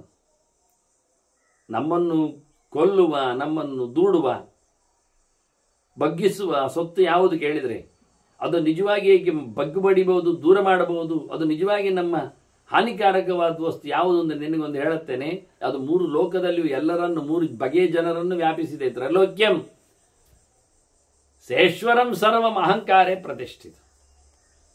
ಎಲ್ಲವನ್ನು ನೋಡಿ, ಎಲ್ಲ ಆಧಿಪತಿಗಳಿಂದ ಸೇರಿಕೊಂಡ ಈ ಜಗತ್ತು ಅನ್ನುವಾಗ ಅಹಂಕಾರದಲ್ಲಿ ಅಂತ ಹೇಳಿಬಿಡ್ತಾನೆ. ಅಹಂಕಾರಕ್ಕೆ ಅಭಿಮಾನಿಯಾದವ ಶಿವ, ರುದ್ರ. ಹಾಗಾಗಿ ಇಡೀ ಜಗತ್ತು ರುದ್ರನ ಅಂಕೆಯಲ್ಲಿ ನಿಂತಿದೆ. ಆ ರುದ್ರ ಬ್ರಹ್ಮನ ಅಂಕೆಯಲ್ಲಿ ಬರ್ತಾನೆ. ಬ್ರಹ್ಮಾಣಮೀಶಂ ಕಮಲಾಸನಸ್ಥಂ ಅಂತ ಅರ್ಜುನ ನೋಡಿಕೊಂಡ ವಿಶ್ವರೂಪದ ಚಿಂತನೆ ಅದು. ಅಹಂಕಾರ ತತ್ವಕ್ಕೆ ಮೂಲವಾದದ್ದು ಮತ್ತೆ ಮಹತ್ತತ್ವ ಚತುರ್ಮುಖ. ಹಾಗಾಗಿ ಚತುರ್ಮುಖನ ಮೇಲೆ ಅಹಂಕಾರದ ಪರ್ಯಾಯ ಇಲ್ಲ, ದರ್ಪ ಇಲ್ಲ. ಅಹಂಕಾರ ತತ್ವದ ನೆಲೆಯಲ್ಲಿ ನೆಲೆಗೊಂಡಿರುವವರಲ್ಲಿ ಮೇಲೆ ಅದಕ್ಕೆ ಪ್ರಭುತ್ವ ಇರುವಂಥ. ಹಾಗಾಗಿ ಪರಶುಕ್ಲತ್ರಯರಾಗಿ ಭಗವಂತನ ವಿಷಯದಲ್ಲಿ ತಪ್ಪಿಲ್ಲದೆ ಈ ಅಹಂಕಾರದಿಂದಾಗಿ ತಪ್ಪಾಗುವುದರಿಂದ, ಅಹಂಕಾರ ಪ್ರವೇಶ ಇಲ್ಲದ ವ್ಯಕ್ತಿಗಳು ಅಂದರೆ ಭಗವದ್ ವಿಷಯದಲ್ಲಿ ಲಕ್ಷ್ಮಿ, ನಂತರದಲ್ಲಿ ಬ್ರಹ್ಮವಾಯುಗಳು, ಆನಂದ ಸರಸ್ವತಿ ಭಾರತೀಯರು. ಈ 5 ಜನ, ಈ 3 ತತ್ವಗಳು, ಅವ್ಯಕ್ತ ತತ್ವ, ಮಹತ್ತತ್ವ, ಬುದ್ಧಿತತ್ವ, ಇದಿಷ್ಟು ಬಹಳ ಅದ್ದೂರಿಯಾಗಿ ಭಗವಂತನ ಚಿಂತನೆಯಲ್ಲಿ ನೆಲೆಗೊಂಡಿವೆ. ಇಲ್ಲಿ ಅಹಂಕಾರದ ಸ್ಪರ್ಶ ಇಲ್ಲ. ಆ ನಂತರ ಅಹಂಕಾರದ ತತ್ವಕ್ಕೆ ಕೆಲಸ. ಅಲ್ಲಿ ಅದರ ಕುಣಿತ, ಅದು ಮತ್ತೆ ಮೂರು ಮುಖ, ಸತ್ವ ರಜಸ್ಸು ತಮಸ್ಸು ಅಂತ. ಇಲ್ಲಿ ನಾವು ತಮೋಮುಖದ ಚಿಂತನೆಯನ್ನು ಅಹಂಕಾರದಲ್ಲಿ ತೋರಿಸ್ತಾರೆ. ನಾನು ಮಾಡಲೇಬೇಕು ದೇವರ ಸೇವೆ ಭಕ್ತಿ ಅನ್ನೋದು, ಅದು ಸಾತ್ವಿಕವಾದ ಅಹಂಕಾರ. ಪ್ರಯತ್ನದಲ್ಲಿ ನನ್ನನ್ನು ತೊಡಗಿಸಿಕೊಳ್ಳುವಂಥದ್ದು ಒಂದು ದೃಷ್ಟಿಯಿಂದ ರಾಜಸವಾದಂಥ ಅಹಂಕಾರ. ನಾನೇ ಮಾಡ್ತೇನೆ ಅಂತ ಬೀಗಿಕೊಂಡು ಹೇಳಿಕೊಂಡು ಹಾರಾಡಿಕೊಂಡು ನಡೆಸುವಂಥದ್ದು ಅದು ತಾಮಸ ಅಹಂಕಾರ. ಅದರ ಬಗ್ಗೆ ವಿಶ್ಲೇಷಣೆಯಲ್ಲಿ ಮಾಡ್ತಾರೆ. ಅದು ಅಶುದ್ಧವಾದದ್ದು ಅಂತೇಳಿ, ಅದು ಓವರ್ ಆಯಿತು, ಅದು ಇಲ್ಲದ್ದಾಯಿತು, ಅದು ಅವಾಸ್ತವ ಅನಿಸಿದೆ. ಹೀಗಾಗಿ ಯಥೇಹ ನಿಯತ ಕಾಲ ದರ್ಶೇತಿ ಅರ್ಥವಾನ್ ಗುಣಾನ್ ತದ್ವದ್ ಭೂತೇಶು ಅಹಂಕಾರ ವಿದ್ಯಾತ್ ಭೂತ ಪ್ರವರ್ತಕ. ಒಂದು ವ್ಯವಸ್ಥಿತವಾದಂತಹ ಸಮಯಗಳಲ್ಲಿ ಋತುಗಳ ಬದಲಾವಣೆಗಳು ಲೋಕದಲ್ಲಿ ಆಗ್ತಾ ಇರ್ತದೆ. ಮಳೆ ಬಂದಾಗ ನೆಲದಲ್ಲಿ ಚಿಗುರುಗಳು ಮೇಲೆ ಬರ್ತಾವೆ, ಬೇಕಾದಷ್ಟು ಸೊಪ್ಪುಗಳು ಆಗ್ತಾವೆ. ಅದರಂತೆ ಬಿಸಿಲು ಬಂದಾಗ ನೆಲದಲ್ಲಿರತಕ್ಕಂಥ ಎಲ್ಲವೂ ಸಹ ಒಣಗಿ ಹೋಗ್ತವೆ, ಇಲ್ಲ ಆಗ್ತವೆ. ಮತ್ತು ಚಳಿಗಾಲದಲ್ಲಿ ಬಂದಾಗ ಎಲ್ಲವೂ ಸಹ ಸಿರಿಟಿಕೊಳ್ಳುತ್ತವೆ, ಕಮ್ಮಿ ಆಗ್ತವೆ, ಕಾಯ್ತಾ ಇರುತ್ತವೆ, ಅರಳಿಕೊಳ್ಳಲು ಹುಡುಕ್ತಾ ಇರ್ತವೆ ಜಾಗವನ್ನು. ಹೀಗೆ ಆಯಾ ಋತುಗಳಿಗೆ ಅನುಗುಣವಾಗಿ ಲೋಕದಲ್ಲಿ ಕರ್ಮಗಳು ಆಗ್ತಾ ಇರ್ತವೆ. ಅದರ ಗುಣಗಳನ್ನು ನಾವು ಪ್ರತ್ಯಕ್ಷವಾಗಿ ಗಮನಿಸಬಹುದು. ಹೀಗೆಯೇ ಸಹ ವ್ಯಕ್ತಿಗಳಲ್ಲಿ, ಜೀವಜಾತಗಳಲ್ಲಿ ಅಹಂಕಾರವು ತನ್ನ ಕೆಲಸವನ್ನು ಮಾಡ್ತಾ ಇರ್ತದೆ. ಅದು ತಿಳ್ಕೊಳ್ಬೇಕು ನಾವು. ಎಲ್ಲಿ ಆಯಿತು, ಯಾಕೆ ಆಯಿತು, ಹೇಗಾಯಿತು ಅಂತ ಕೇಳುವುದಲ್ಲ. ಅದು ಅಷ್ಟು ಪ್ರಭಾವವನ್ನು ಬೀರುತ್ತದೆ. ಅದರ ಬಗ್ಗೆ ಎಚ್ಚರ ಇರಬೇಕಾಗ್ತದೆ. ಸಮೋಹಕಂ ತಮೋ ವಿದ್ಯಾತ್, ಇದು ಅಹಂಕಾರ, ಅದು ಕತ್ತಲಿನ ತಾಮಸ್ಸು ಗುಣದ ವಿಕಾರ ಅಂತ ಹೇಳಿದೆ. ಅದು ಮನುಷ್ಯನನ್ನು ತೀವ್ರವಾಗಿ ತಪ್ಪು ಕೆಲಸ ಮಾಡಿಸಲಿಕ್ಕೆ ಪ್ರಚೋದನೆ ಮಾಡ್ತದೆ. ಏನು ಮಾಡ್ತಾ ಇದ್ದೇನೆಂದು ಗೊತ್ತಿಲ್ಲದಂತೆ ಅವನನ್ನು ತಲೆಗೆಡಿಸ್ತದೆ. ದೇವರ ವಿಷಯದಲ್ಲಿ ಅಂತೂ ಕಂಪ್ಲೀಟ್ ಅವನು ದ್ವಂದ್ವಕ್ಕೆ ಒಳಗಾಗ್ತಾನೆ. ಹಾಗೋ ಹೀಗೋ ಅಂತ ಮೋಹ ವೈಚಿತ್ರ್ಯ, ಎಂಥದೋ ವಿಚಿತ್ರವಾದಂತಹ ಚಿಂತನೆಯಲ್ಲಿ ಆತ ಕೂತ್ಕೊಳ್ಳುತ್ತಾನೆ. ಕೃಷ್ಣಂ ಅಜ್ಞಾನ ಸಂಭವ, ಇದು ಕಪ್ಪು, ಇದು ಕತ್ತಲೆ, ಇದು ಬಿಳಿಯಲ್ಲ, ಬೆಳಕು ಅಲ್ಲ. ಅಜ್ಞಾನದಿಂದ ಬಂದಿರತಕ್ಕಂಥ ಈ ತಮಸ್ಸು, ಅಜ್ಞಾನವನ್ನು ಸೃಷ್ಟಿ ಮಾಡುವಂಥದ್ದು ಒಂದು ರೀತಿಯಿಂದ ತಮಸ್ಸೆ. ಅಜ್ಞಾನಕ್ಕೆ ಕಾರಣನಾದವಳು ದುರ್ಗೆ ಇದ್ದಾಳೆ, ಅವಳಿಂದಾಗಿ ಇದರ ಪಾರುಪತ್ಯ ನಡೀತದೆ. ಪ್ರಕೃತೇ ಗುಣಸಂಜಾತ ಮಹಾನ್ ಅಹಂ ಕ್ರಿಯಾ ತತಃ. ಪ್ರಕೃತಿಯಿಂದ, ಅದೇ ಅವ್ಯಕ್ತ ತತ್ವದಿಂದ ಮಹತ್ತತ್ವ ಸೃಷ್ಟಿಯಾಗಿದೆ. ಮಹತ್ತತ್ವದಿಂದ ಅಹಂಕಾರ ಸೃಷ್ಟಿಯಾದದ್ದು. ಈಗಾಗಲೇ ಹೇಳಿದೆ ನಾನು, ಅವ್ಯಕ್ತ ಎನ್ನುವುದು ಮಹಾಲಕ್ಷ್ಮಿ ಇದ್ದಾಳೆ, ಅಲ್ಲಿಂದ ಬಂದದ್ದು ಚತುರ್ಮುಖಿ ಎನ್ನುವುದು ಮಹತ್ತತ್ವ ಇದ್ದಾನೆ. ಅವರಿಬ್ಬರು ಶುದ್ಧ ಇದ್ದಾರೆ. ಅಲ್ಲಿಂದ ಬಂದಿರತಕ್ಕಂಥ ಅಹಂಕಾರದಲ್ಲಿ ಮೂರು ಮುಖಗಳಿವೆ, ಸತ್ವರಜಸ್ಸು ತಮಸ್ಸು ಅಂತ. ಅದರಲ್ಲಿ ತಮೋಮುಖದಿಂದ ಅಹಂಕಾರ ಪುನಃ ಪಶ್ಚಾತ್ ಭೂತಗ್ರಾಮ ಉದಾಹರ, ಪಂಚಭೂತಗಳು ಸೃಷ್ಟಿಯಾಗಿವೆ. ಅದರಲ್ಲಿ ಮತ್ತೆ ತಾಮಸಾಂಶಗಳಿರುವಂಥದ್ದು. ಅದರ ಉಪಯೋಗದಿಂದ ತಮ ಪ್ರಧಾನನಾಗಿ ಬಿಡ್ತಾನೆ. ಹೆಚ್ಚಿನ ಉಪಯೋಗದಿಂದ ಅಂತ ತೋರಿಸಲಿಕ್ಕೆ ಪಂಚಭೂತಗಳ ಸೃಷ್ಟಿಯನ್ನು ಮತ್ತೆ ತಾಮಸ ಅಹಂಕಾರದಿಂದ ಗುರುತಿಸಿದ್ದಾನೆ. ಅವ್ಯಕ್ತಸ್ಯ ಗುಣೇಭ್ಯಸ್ತು ತದ್ಗುಣಾಂಶ್ಚ ನಿಬೋಧತ. ಅವ್ಯಕ್ತದಲ್ಲಿರತಕ್ಕಂಥ ಸತ್ವರಜಸ್ಸು ತಮಸ್ಸು ಎನ್ನತಕ್ಕಂಥ ನಿಯಮ್ಯವಾದ ಗುಣಗಳು ಯಾವುದಿವೆ, ಅಲ್ಲಿಂದ ಶಬ್ದ ಸ್ಪರ್ಶ ರೂಪ ರಸಗಂಧಗಳೆಂಬ ಗುಣಗಳು ಸೃಷ್ಟಿ ಆಗ್ತವೆ. ಅಹಂಕಾರ ತತ್ವದಿಂದ ಆಕಾಶಾದಿಗಳ ಸೃಷ್ಟಿ ಹೇಳುವಾಗ ಆಕಾಶಾದಿಗಳ ಧರ್ಮಗಳು ಶಬ್ದ ಸ್ಪರ್ಶ ರೂಪ ರಸಗಂಧಗಳು. ಇವು ಹಾಗೆ ಪ್ರಕೃತಿ ಸಂಭವಗಳೇ ಮನುಷ್ಯನತ್ತು. ಇದರಲ್ಲಿ ಸತ್ವರಜಸ್ಸು ತಮಸ್ಸುಗಳಿಗಾಗುವಾಗ ಗುಣದ ಲಕ್ಷಣವನ್ನು ಆರಂಭದಲ್ಲಿ ಹೇಳಿದ್ದ ಗುರು. ಅದರ ಕಥೆಯನ್ನು ಕೇಳಿದರೆ ಪ್ರೀತಿ ದುಃಖ ನಿರೋಧಶ್ಚ ಅಂತ, ಪ್ರೀತಿ ದುಃಖ ನಿರೋಧಶ್ಚ ಅಂತ, ನಿರೋಧಶ್ಚ. ಪ್ರೀತಿ ಎನ್ನುವುದು ಸಾತ್ವಿಕದ ಮುಖ, ಎಲ್ಲವನ್ನು ಒಪ್ಪಿಕೊಳ್ಳುವಂಥದ್ದು, ಎಲ್ಲವನ್ನು ಬಹಳ ಸುಂದರವಾಗಿ ಭಗವಂತನ ಪ್ರತೀಕೆ ಎನ್ನುವುದಾಗಿ ಇಷ್ಟಪಡುವಂಥದ್ದು. ರಾಜಸವಾದ ಗುಣಲಕ್ಷಣದಲ್ಲಿ ಎಲ್ಲವನ್ನು ನೋಡಿದಾಗಲೂ ಅವನಿಗೆ ದುಃಖ ಆಗುವುದು. ಸಂಭ್ರಮಿಸಿಕೊಳ್ಳಿಕ್ಕೆ ಅತಿಶಯವಾದ ಪ್ರೀತಿ ವಿಶ್ವಾಸಗಳಿಗೆ ಪಾತ್ರನಾಗಲಿಕ್ಕೆ ಅವನಲ್ಲಿ ಅಂಥ ಯೋಗ್ಯತೆ ಇಲ್ಲ. ತಮಸ್ಸಿಗೆ ಬಂದಾಗ ಅದನ್ನು ವಿರೋಧಿಸುವುದು, ಎಲ್ಲವನ್ನು ಅಲ್ಲ ಮಾಡ್ತಾನೆ, ಇಲ್ಲ ಮಾಡ್ತಾನೆ. ಹೀಗಾಗಿ ಇದು ಮೂರು ಮುಖಗಳು, ಪ್ರೀತಿ ದುಃಖ ನಿಬದ್ಧಾಂಶ, ನಿರೋಧ ನಿಬದ್ಧ. ನಿಬದ್ಧ ಅಂದರೆ ತಮಸ್ಸಿನಲ್ಲಿ ಸಿಕ್ಕಿಯಾಗಿ ಬೀಳುವಂಥದ್ದು, ಬದ್ಧತೆ ಬಂಧನ. ಇದಿಷ್ಟು ಮುಖ್ಯವಾಗಿ ಗುಣದ ವ್ಯವಸ್ಥೆಗಳು. ಸಮಸ್ತಾನ್ ತ್ರೀನಥೋ ಗುಣಾನ್, ಸತ್ವರಜಸ್ ತಮಸ್ಸು ಪೂರ ಇಷ್ಟೇ. ಸತ್ವ ಅಂದರೆ ಪ್ರೀತಿ ವಿಷಯಕವಾದ್ದು, ರಜಸ್ಸು ಅಂದರೆ ದುಃಖ ವಿಷಯಕವಾದದ್ದು, ತಮಸ್ಸು ಅಂದರೆ ಕಟ್ಟಲ್ಪಟ್ಟದ್ದು, ನಿಗೃಹೀತವಾದದ್ದು, ಪ್ರವೃತ್ತಿ ಇಲ್ಲದ್ದು, ಪ್ರವೃತ್ತಿಯನ್ನು ತಡೆ ಮಾಡಿರುವಂಥದ್ದು, ನಿರುದ್ಧವಾದದ್ದು ಒಂದು ದೃಷ್ಟಿಯಿಂದ. ಹೀಗೆ 3 ಗುಣಗಳ ಲಕ್ಷಣ. ಇದರಲ್ಲಿ ಮತ್ತೆ ವಿಶೇಷ ಉಂಟು. ಪ್ರಸಾದ, ಹರ್ಷಜ, ಪ್ರೀತಿ, ಅಸಂದೇಹ, ಧೃತಿ, ಸ್ಮೃತಿ, ಏತಾನ್ ಸತ್ವಗುಣಾನ್ ವಿದ್ಯಾತ್. ಎಲ್ಲಿ ಸಾತ್ವಿಕರಿರ್ತಾರೆ, ಎಲ್ಲಿ ಸತ್ವಗುಣವನ್ನು ನಾವು ಸಮೃದ್ಧಿಯನ್ನಾಗಿಸಿಕೊಳ್ಳಬಹುದು. ಯಾವುದದು ಸತ್ವಗುಣಗಳು ಅಂತ ಕೇಳಿದರೆ, ಸಂತೋಷವಾಗಿರು, ಪ್ರಸಾದ, ಸ್ಯಾಡ್ನೆಸ್ ಇಲ್ಲ, ಯಾವುದಕ್ಕೂ ಬೇಸರ ಪಡುವುದಿಲ್ಲ, ಖುಷಿಯಾಗಿರುತ್ತಾನೆ, ಖುಷಿಯಾಗುವಂತೆ ವಾತಾವರಣವನ್ನು ನಿರ್ಮಿಸಿಕೊಳ್ಳುತ್ತಾನೆ. ಹರ್ಷಜ, ಪ್ರೀತಿ, ಸಂತೋಷದಲ್ಲಿ ನೆಲೆಗೊಳ್ಳುತ್ತಾನೆ. ಇನ್ನೊಬ್ಬರನ್ನು ಸಂತೋಷಿಸಿದ್ದರಿಂದ ಆಗತಕ್ಕಂತಹ ಸಂತೋಷಕ್ಕೆ ಪಾತ್ರನಾಗ್ತಾನೆ. ಅದೇನು ಕೇಳಿದರೆ, ಮತ್ತೊಬ್ಬರಿಗೆ ಕೀಟಲೆ ಕೊಟ್ಟು ಕುಣಿಯುವವರಿದ್ದಾರೆ, ಇನ್ನೊಬ್ಬರ ತೊಂದರೆ ನೋಡಿ ಬೀಗುವವರಿದ್ದಾರೆ. ಹಾಗಾಗಿ ಇದು ದುಃಖ ಕೊಟ್ಟು ಪಡೆದಿರತಕ್ಕಂಥ ಸುಖ, ಇದು ಸರಿ ಇಲ್ಲ. ಮತ್ತೊಬ್ಬರು ಸಂತೋಷದಲ್ಲಿರುವಾಗ ಇವನಿಗೆ ಬರತಕ್ಕ ಸಂತೋಷ ಅದು ವಿಶೇಷವಾದಂತಹ ಸಾತ್ವಿಕವಾದ ಪ್ರಚುರವಾದ ಸಂತೋಷ. ಇನ್ನೊಬ್ಬರನ್ನು ಅಳಿಸುವಾಗ ಬಂದಿರತಕ್ಕ ಸಂತೋಷ ಅದು ತಾಮಸವಾದ ಸಂತೋಷ ಆಗ್ತದೆ. ಅದಲ್ಲ ಅಂತಾನೆ. ಅದರಂತೆ ಅಸಂದೇಹ, ಯಾವುದರ ಬಗ್ಗೆಯೂ ಸಂಶಯ ಪ್ರವೃತ್ತಿ ಇಲ್ಲ, ಅದನ್ನು ಚೆನ್ನಾಗಿ ತಿಳ್ಕೊಂಡಿದ್ದಾನೆ. ಇದು ಸತ್ವದ ಗುಣಗಳು. ಧೃತಿ, ಧೈರ್ಯ ಇದೆ, ಅದರೊಟ್ಟಿಗೆ ಸ್ಮೃತಿ, ಒಳ್ಳೆ ನೆನಪು ಶಕ್ತಿ ಇದೆ, ಚಿಂತನೆ ಮಾಡ್ತಾನೆ. ಇವೆಲ್ಲ ಸಾತ್ವಿಕ ಗುಣಗಳು ಅಂತ.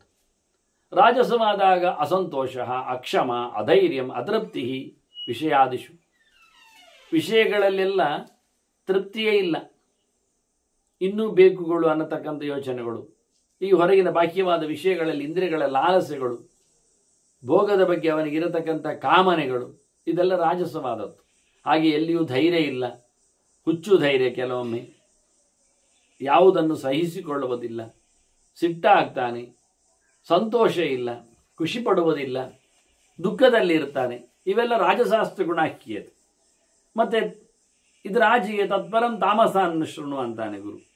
ತಾಮಸ ಗುಣಗಳು ಹೇಗಿರ್ತವೆ ಅಂದರೆ, ಮೋಹ, ತಪ್ಪು ಕಲ್ಪನೆ, ಅಜ್ಞಾನ, ವಿಚಿತ್ರವಾದಂಥ ಯೋಚನೆಗಳು, ಅದರೊಟ್ಟಿಗೆ ತಂದ್ರಿ,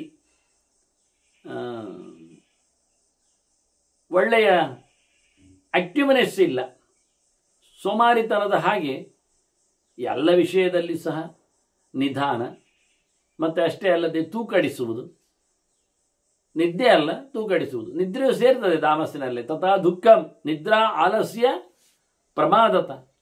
ಸೋಮಾರಿತನ, ನಿದ್ದೆಗಿಂತ ಮೊದಲ ಸ್ಟೇಜ್ ತಂದ್ರಿ, ತೂಕಡಿಸುವುದು ಅಂತಲೇ ಅರ್ಥ ಅದರಲ್ಲಿ. ಪ್ರಮಾದತ, ತಪ್ಪೆಸಗುವುದೇ. ವಿಷಾದಿ, ಅಳ್ತಾ ಇರುವುದು, ಸಂಕಟ ಪಡ್ತಾ ಇರುವುದು. ದೀರ್ಘ ಸೂತ್ರಶ್ಚ, ತಡ ಮಾಡೋದು, ಪ್ರತಿಯೊಂದರಲ್ಲಿ ಮುಂದುವರಿಯುವುದೇ ಇಲ್ಲ, ಪ್ರಯತ್ನಶೀಲತೆ ಇಲ್ಲ. ಅಂಥವನು ತಮೋಗುಣಗಳಿಂದ ತುಂಬಿದವನು. ಹೀಗೆ ಗುಣತ್ರಯದ ಅನೇಕ ಲಕ್ಷಣಗಳನ್ನು ಕೃಷ್ಣನು ಹೇಳುತ್ತಾನೆ, ಹಿಂದೆ ಹೇಳಿದ್ದ. ಅದನ್ನಿಲ್ಲಿ ಮತ್ತೆ ಪುನಃ ಅವನು ಹೇಳಿಕೆ ಕೊಟ್ಟ ನೆಲೆಯಲ್ಲಿಯೇ ಭೀಷ್ಮರು ಗುರುವಿನ ವೃತ್ತಾಂತದ ಚಿಂತನೆಗಳನ್ನೆಲ್ಲ ತರ್ತಾರೆ. ಕಾಮಕ್ರೋಧೋ ಪ್ರಮಾದಶ್ಚ ಲೋಭಮೋಹೋ ಭಯಂ ಕ್ಷಮ ಭಯಂ ಕ್ರಮಃ, ಅದರೊಟ್ಟಿಗೆ ವಿಷಾದ ಶೋಕೌ ಅರತಿ ಮಾನದರ್ಪೌ ಅನಾರ್ಯತ ದೋಷಾಣಾಮೇವಾದೀನಾಂ ಪರೀಕ್ಷ್ಯ ಗುರುಲಾಘವ. ಇದರಲ್ಲಿ ಎಲ್ಲ ಗುಣಗಳು, ಎಲ್ಲ ದೋಷಗಳು ಎಲ್ಲರಲ್ಲಿಯೂ ಎಲ್ಲ ಕಾಲದಲ್ಲಿಯೂ ಎಲ್ಲ ಪಟ್ಟಿನಲ್ಲಿಯೂ ಇರ್ತದೆ ಅಂತಲ್ಲ. ಇದರಲ್ಲಿ ನಾವು ಏರುಪೇರುಗಳನ್ನು ನೋಡಬೇಕು, ಹೆಚ್ಚು ಕಡಿಮೆಯನ್ನು ನೋಡಬೇಕು. ಈ ಗುಣಗಳಲ್ಲಿ ಎಷ್ಟು ಅಂಶಗಳು ಕಮ್ಮಿ ಮಾಡಿಕೊಳ್ಳಿಕ್ಕೆ ಬರ್ತದೆ, ಈ ದೋಷವನ್ನು ಎಷ್ಟು ದೂರದಲ್ಲಿ ಇಡ್ಲಿಕ್ಕೆ ಆಗ್ತದೆ ಅನ್ನುವುದನ್ನು ಅರ್ಥ ಮಾಡಿಕೊಳ್ಬೇಕು. ಗುಣ ದೋಷ ಶಬ್ದವನ್ನು ಪ್ರಯೋಗ ಮಾಡುವಾಗ ಒಳ್ಳೆಯದು ಕೆಟ್ಟದ್ದು ಎನ್ನುವ ನೆಲೆಯಲ್ಲಿ ಪ್ರಯೋಗಿಸ್ತಾರೆ. ಆದರೆ ಗುಣ ಅಂದಾಗ ಎಲ್ಲವೂ ಕ್ವಾಲಿಟೀಸ್ ಒಂದು ಅರ್ಥ. ಆಗ ನಾವು ದೋಷ ಅಂದಾಗ ಗುಡ್ ಕ್ವಾಲಿಟೀಸ್ ಬ್ಯಾಡ್ ಕ್ವಾಲಿಟೀಸ್ ಹೇಳಿಕೊಂಡ ಹಾಗೆ, ಧರ್ಮಗಳನ್ನು ತಿಳಿಸಿಕೊಟ್ಟ ಹಾಗೆ, ಅದೊಟ್ಟು ತ್ಯಾಜ್ಯ ಆಗಬೇಕಾಗಿರತಕ್ಕಂಥ ಕೆಲವು ಲಕ್ಷಣಗಳು, ಬಿಡಬೇಕಾದ ಧರ್ಮಗಳು ಇರುವ ಹಾಗೆ. ಕಾಮ, ಕೋಪ, ಆನಂತರ ತಪ್ಪು ಮಾಡುವುದು, ಅಜಾಗ್ರತೆ, ಪ್ರಮಾದ ಅಂದರೆ ಎಚ್ಚರಿಕೆಡಿತನ, ಲೋಭ, ಪಿಟ್ಟಾಸಿತನ, ಮೋಹ, ಬಹಳಷ್ಟು ಗೊಂದಲಕ್ಕೀಡಾಡುವಂಥದ್ದು, ಭಯ, ಹೆದರಿಕೆ, ಕ್ಲಮ, ನೋವು, ಸಂಕಟ ಎಲ್ಲದಕ್ಕೂ. ಅದರೊಟ್ಟಿಗೆ ವಿಷಾದ, ಸ್ಯಾಡ್ನೆಸ್, ಒಳಗಿಂದ ಯಾವುದೇ ರೀತಿಯಾದ ಹುರುಪು ಉತ್ಸಾಹಗಳಿಲ್ಲ. ಅದರೊಟ್ಟಿಗೆ ಶೋಕ, ದೀರ್ಘಕಾಲದ ದುಃಖವನ್ನು ಅನುಭವಿಸುವ ಬಗೆ, ಅರತಿ, ಯಾವುದರಲ್ಲಿಯೂ ಆಸಕ್ತಿ ಇಲ್ಲ, ನಿರಾಸಕ್ತಿ, ಸುಮ್ಮನೆ ಆದರೆ ಆಯಿತು, ಅದೊಂದು ಸೋಮಾರಿತನದ ಲಕ್ಷಣ.